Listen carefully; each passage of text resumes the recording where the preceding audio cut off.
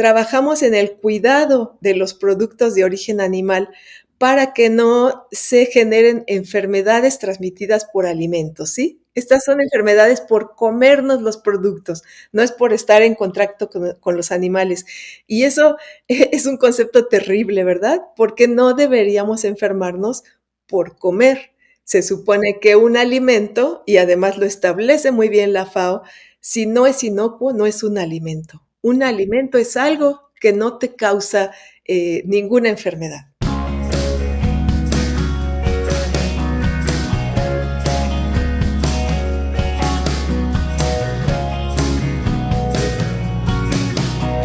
Hola, bienvenidos y bienvenidas a Carnecast. Mi nombre es María Salud Rubio y seré la anfitriona por el día de hoy.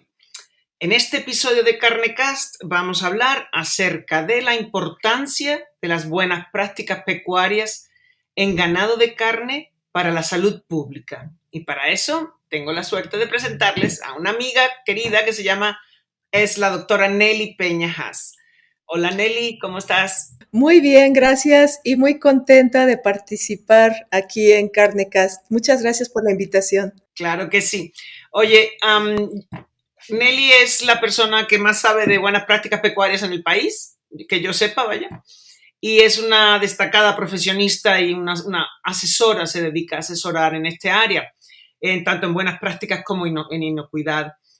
Cuéntanos un poquito, Nelly, de tu trayectoria, cómo llegaste aquí y cuál es tu rol actual. Claro que sí. Yo soy médica veterinaria zootecnista con maestría y doctorado de la Facultad de Medicina Veterinaria y Zootecnia de la UNAM, de la cual también soy profesora desde hace 14 años. Pero precisamente hace 14 años comencé a interesarme en las buenas prácticas pecuarias. Yo soy practicante de bovinos, me dedico desde hace 40 años a trabajar en unidades de producción de bovinos, tanto pequeños como grandes productores. Y ese año yo tuve la fortuna de coordinar y dirigir 3 cursos que se hicieron por parte del Senacica para formar al personal que se le conoce como terceros especialistas y profesionales, quienes promueven y verifican las buenas prácticas pecuarias en México. Entonces, de ahí, como ese curso fue financiado por el Protelecuem, el Tratado de Libre Comercio de Europa y México, también tuve oportunidad de conocer las leyes europeas. Entonces me zambullí en todo lo que es la inocuidad, más las leyes europeas, que son súper estrictas. Y pues de ahí empecé a trabajar incluso con apicultores, con acuacultores, en todo esto de las buenas prácticas. Y bueno, con tu dirección, pues hicimos el procedimiento para exportar carne de bovinos a la Unión Europea, ¿verdad? Entonces, yo desayuno, como y ceno con las buenas prácticas pecuarias, también buenas prácticas de manufactura y sistema HACCP, por supuesto. Excelente. Y ahora mismo sé que estás llegando de terminar un trabajo importante que has tenido en el norte del país en el que has podido certificar a un montón de ganaderos de leche, de granjas de leche en buenas prácticas. ¿Es eso correcto, verdad? Así es.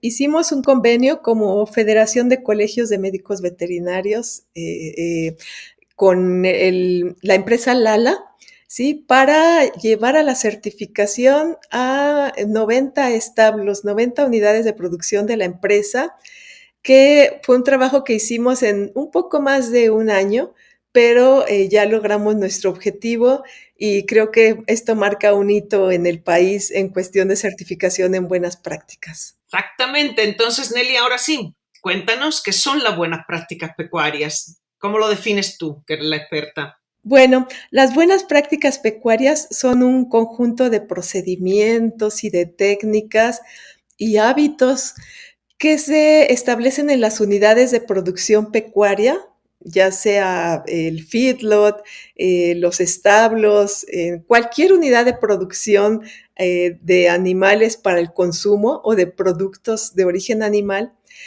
para eliminar, controlar o reducir los peligros de contaminación que pueda haber en ese alimento o en ese producto. Muy bien. Eso, es decir, ves que hablamos siempre de lo que es una salud. Entonces nosotros tenemos que tener buena salud de los animales y tenemos que tener salud pública, salud en los consumidores. Cuando nosotros hablamos de salud de los consumidores, hablamos de inocuidad. Y cuando hablamos de sanidad agropecuaria, de sanidad en los animales, es otro concepto diferente. ¿Nos podría explicar bien cuál es la diferencia entre sanidad e inocuidad? ¿Y por qué deben estar siempre, por qué debemos hablar de los dos a la vez? Sí, van de la mano, pero es muy importante que tanto los productores como los propios médicos y médicas veterinarios conozcamos este concepto porque siempre se confunde, ¿verdad? Y hay muy poca gente en el país que entiende lo que es la inocuidad.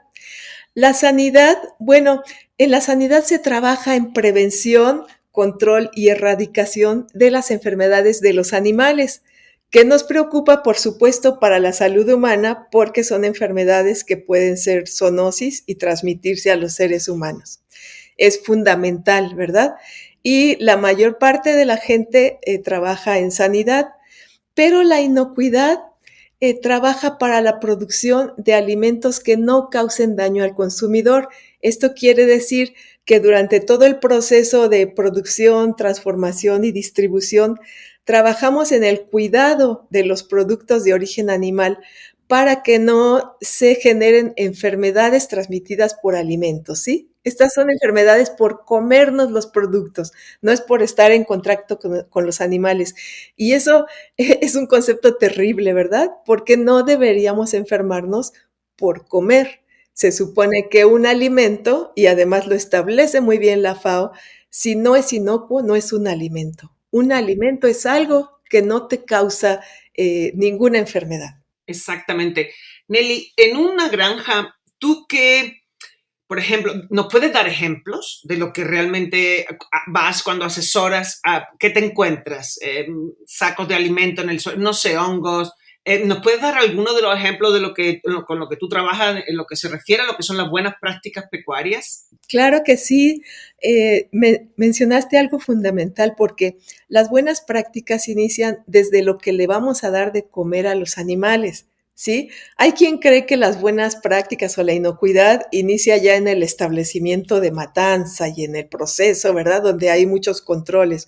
No, o sea, esto inicia en el campo agrícola, donde estamos produciendo los granos que se van a comer, que se va a comer el ganado, los forrajes que se van a comer y debemos cuidar el correcto uso de los agroquímicos, eliminarlos a tiempo para que cuando se comercialicen estos productos no lleguen al animal con residuos, pero también la correcta manera, como tú dijiste, de estivarlos, de conservarlos para que no se humedezcan, no desarrollen hongos que generen después micotoxinas.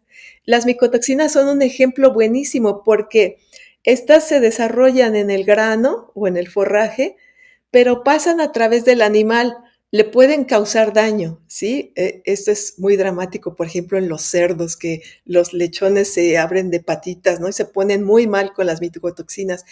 Pero esos animales muchas veces no mueren y su producto pasa al consumo. Las micotoxinas son termoestables, entonces resisten la pasteurización, algunos procesos, y se han encontrado, hay artículos científicos, ¿verdad?, de micotoxinas en pescado, en leche, en huevo y en carne. Entonces, eh, no podría mencionar todas las áreas donde estamos viendo las buenas prácticas, pero sí desde el alimento, desde el manejo de los animales, ¿verdad? El estrés propicia enfermedades y propicia problemas en la propia carne y en la leche. Tenemos que promover un adecuado control de plagas, el que el agua sea potable para los animales y para los procesos, ¿no? Lavar, por ejemplo, una máquina de ordeño requiere el uso de agua potable, ¿sí? También la salud de los trabajadores, ¿sí? Porque ellos también pueden tener malos hábitos de higiene, no lavarse las manos después de ir al baño y contaminar el producto.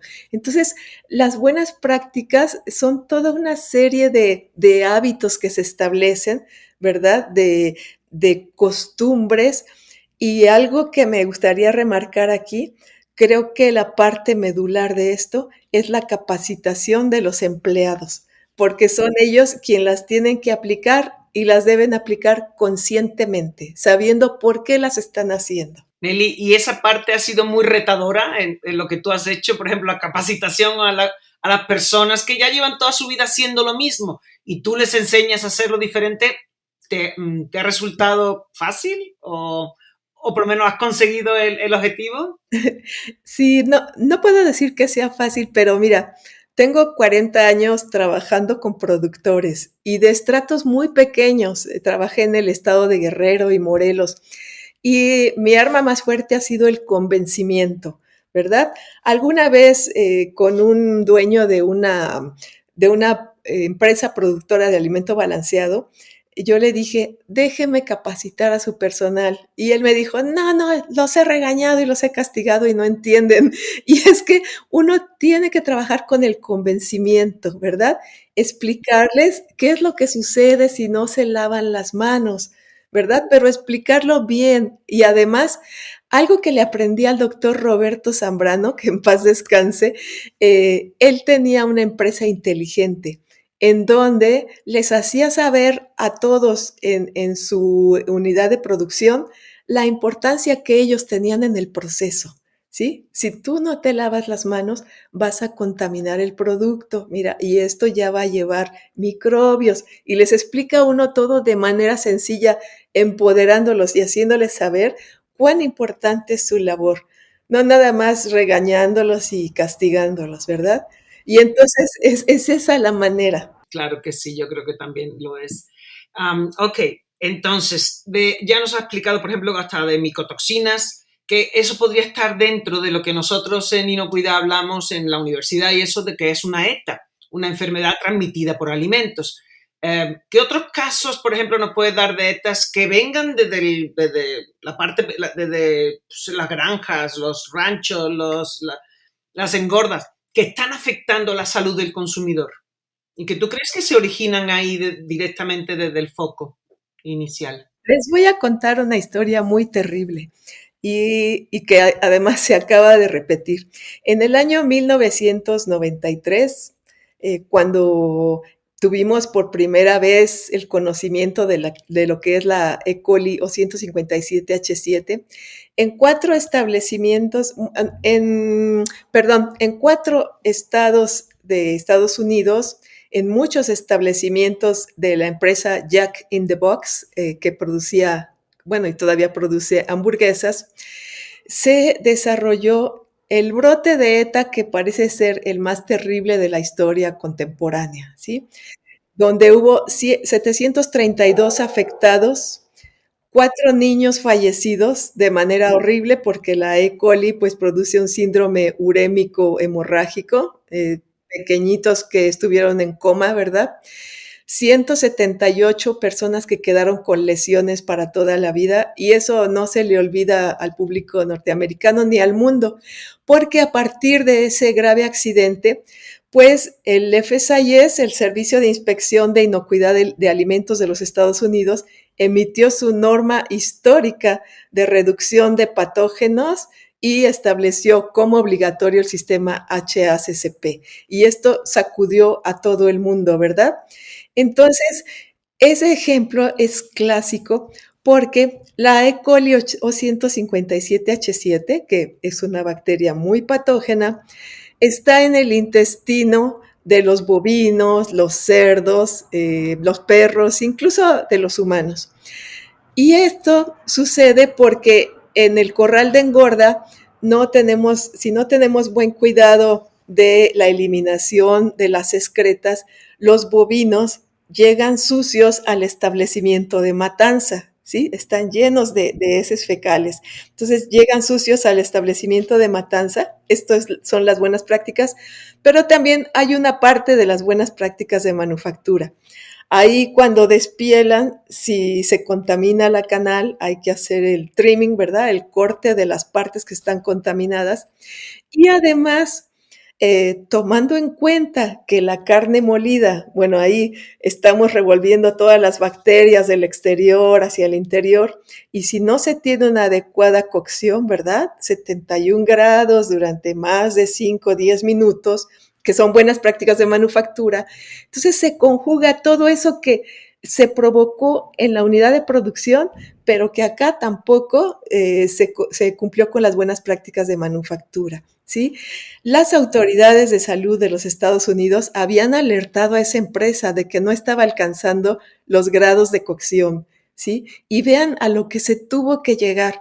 El público norteamericano a partir de eso creó una organización que se llama Stop Foodborne Diseases, detengan las enfermedades transmitidas por alimentos, y me gustaría que por pura curiosidad el público accediera a esa página, tiene una manita así, porque hay cientos de casos de gente que se ha enfermado por consumir alimentos. Con esa página yo quiero hacerles saber que esto no son cuentos, no es fortuito, y simplemente vean cuántas veces al año les da diarrea, ¿verdad? Sí, así es.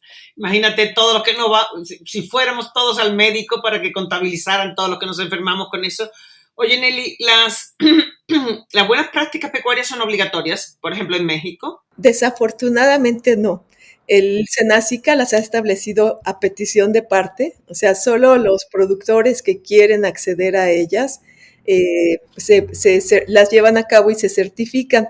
Están establecidas en la Ley Federal de Sanidad Animal y en el artículo 25 del reglamento de esta ley establece que el ganado que va a ser sacrificado, bueno, que va a matanza en establecimientos tipo inspección federal, debería proceder de unidades de producción certificadas en buenas prácticas.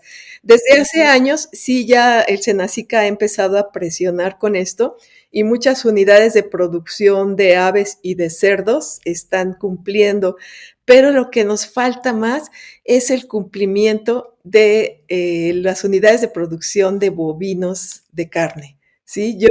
Yo instaría mucho a los ganaderos, a los propietarios de las unidades de producción, de los corrales de engorda, que se interesen en esto. Y también recordarles a los lecheros, porque la vaca al final de su producción láctea se va a carne. ¿Sí? Entonces, sí, todos deberíamos trabajar en esto. Oye, Nelly, otro aspecto importante entonces. Hace poquito hemos hablado en otro episodio de Carne Cats con personal de certificadoras, es decir, ¿quién es el responsable de llevar las buenas prácticas? El productor, ¿no? Luego tiene que venir una entidad independiente a certificarlos. ¿Es eso correcto? Así es. Como establecen, por ejemplo, muy claro las leyes europeas, quien es el responsable de la inocuidad, pues es el propietario, ¿verdad? De cada establecimiento. Por ejemplo, la unidad de producción es responsable del ganado, de lo que se hace con todo el ganado y de que se va a ir para carne o para leche, ¿no? El establecimiento de transformación, por ejemplo, un establecimiento de matanza TIF, es responsable de lo que sucede con el producto ahí, pero también el transporte, ¿verdad? El dueño del transporte, que el transporte de los animales sea limpio y adecuado, o también el transporte ya del producto, mantenerlo frío, ¿verdad? Y llevarlo de manera adecuada. Bueno, de hecho, hasta el consumidor en la última parte de la cadena es responsable de preparar adecuadamente ese alimento o mantenerlo en condiciones idóneas, ¿verdad? No ir al súper y quedarse una hora con la carne ahí asoleando. Entonces, bueno, ellos son responsables. La autoridad competente, en este caso el Senacica, tiene que velar por el cumplimiento de las buenas prácticas pecuarias. Pero bueno, el responsable directo es quien produce el alimento. Ahora, los organismos de certificación, desde hace años se autorizó que existieran para que ellos se dediquen a certificar las buenas prácticas. Cuando el productor ya cumple, se inscribe en el programa, hace algo que se llama aviso de inicio de funcionamiento y después viene el organismo de certificación, hace una verificación in situ con todos los como 120 y tantos puntos que vienen en un checklist oficial del Senacica, y si cumple con todos, ya se les da la certificación. Fíjate, en el ejemplo que tú nos has dado, ya estamos casi terminando, pero me interesa esto, en el ejemplo que tú has dado de lo que actualmente has estado trabajando, es una empresa lechera que hace que todos sus productores pues quiere que se certifiquen para que ya manden leche de mejor calidad a procesar. Eso pasaría, por ejemplo, un rastro grande que tenga muchas personas que le traen muchos engordadores o finalizadores que le traen ganado a sus animales, debería estar pidiendo también ya, ¿no?, buenas prácticas en esos engordas para que él tenga más facilidad de no tener ya tantos peligros durante el proceso de manufactura para sacar pedazos de carne, ¿no? Sería muy interesante que pudieran. Así es. Y sí, yo haría un llamado a todos los engordadores para que se certifiquen. Es muy sencillo. Bueno, tenemos que cumplir con toda una serie de procedimientos y registros, pero, por ejemplo, en el caso de los establos, hubo unos que en un mes logramos implementar todo. Todo es cuestión de trabajar en conjunto, ¿verdad? De sí establecer bien una voz de mando para que todos cumplan con lo que les corresponde, pero no es nada del otro mundo, no es muy caro y además en donde hay necesidad de invertir es en cuestiones donde la gente no ha puesto atención en dar mantenimiento, por ejemplo, algunas estructuras importantes de la unidad de producción, ¿no? Por ejemplo, los bebederos de un corral de engorda que ya están gastados, que se contaminan, y eso va en beneficio de la producción, de que beban agua los animales o los comederos de que coman bien los animales. Eso aparte de reducir los riesgos de contaminación, va a hacer que produzcan más. Las buenas prácticas. Y es ahorro para que no haya desperdicio también. Así es, la sombra, por ejemplo, muchos son renuentes a poner sombra a los animales, pero si vieran estudios científicos, la sombra se paga sola, ¿sí? Un animal con sombra, a diferencia de uno sin sombra, gana 50 gramos diarios de peso más, ¿sí? Que el que no tiene sombra. Entonces, las buenas prácticas les ayudan a producir más, a que los animales estén en bienestar y que la producción sea mucho mejor. Muy bien. Y hablaste hace un ratito de los consumidores. ¿Cómo? ¿Cómo hacemos que ellos no estropeen el producto al final si ya le hemos dado un producto que teóricamente es inocuo ya? ¿Qué le puedes recomendar a ellos para que trabajen en casa y traten al producto adecuadamente para que esa fase final no sea peligrosa? Sí, hay dos cosas que me interesan mucho de los consumidores. Una, que siempre lean los instructivos, ¿verdad? Para saber, por ejemplo, si compran unos camarones y dice que tiene que consumirlos cocidos, pues los tiene que cocer, no pueden hacerse un ceviche, ¿verdad? Que siempre lean las instrucciones, vean cómo deben conservarlo. Pero además de esto, bueno, aparte ya ven que eso sí hay muchos podcasts donde hablan de la contaminación cruzada y eso. Eso no me preocupa tanto, pero lo que sí me preocupa es que los consumidores se hagan conscientes y pugnen por que haya buenas prácticas desde la producción y que prefieran consumir alimentos que vengan de establos y de engordas y en general de todas las unidades de producción que cumplan con las buenas prácticas. Eso es lo que necesitamos. Así fue como cambiaron las leyes en Europa por la presión de los consumidores, ¿verdad? Entonces, si nosotros exigimos o preferimos comprar de establecimientos donde haya buenas prácticas pecuarias, la cosa va a cambiar, ¿sí? Hasta que el consumidor y la consumidora no exijan, no, un poco vamos a avanzar en esta tarea de implementar las buenas prácticas. Pues así es, Nelly. Muchísimas gracias. No sé si quieres dar algunas conclusiones o recomendaciones, ya sea a productores, a tomadores de decisiones o al público en general. Adelante, por favor, ya nos queda un minutito nada más. Sí, rapidísimo. Ya lo habíamos mencionado, pero en serio, piensen en la implementación de buenas prácticas, sobre todo en los corrales de engorda, que es donde he identificado un poco más de reticencia. La verdad, los resultados les van a sorprender en su propia unidad de producción. Y como les decía, poco a poco se va a ir haciendo más conciencia con los consumidores y consumidoras para que adquieran sus productos que tengan certificación en buenas prácticas. También invito a todos los demás productores, ¿verdad? Los lecheros, las unidades de producción acuícola, ¿verdad? También los apícolas, todos se pueden certificar en buenas prácticas y esto va a ser algo que va a ir creciendo más y más. Ha crecido por las exportaciones, pero lo que debemos trabajar son las buenas prácticas para nuestros consumidores nacionales. Todos tenemos derecho a alimentos sanos e inocuos. Muy bien. Pues muchísimas gracias, doctora. A todos los que nos escuchan, con este podcast va a estar la información por si alguien quiere contactar a la doctora para lo que necesite. Nos despedimos, Nelly, y muchísimas gracias por participar en Carnecast y a todos un saludo. Nos vemos en el próximo episodio. Hasta pronto. Al contrario, gracias. Hasta pronto.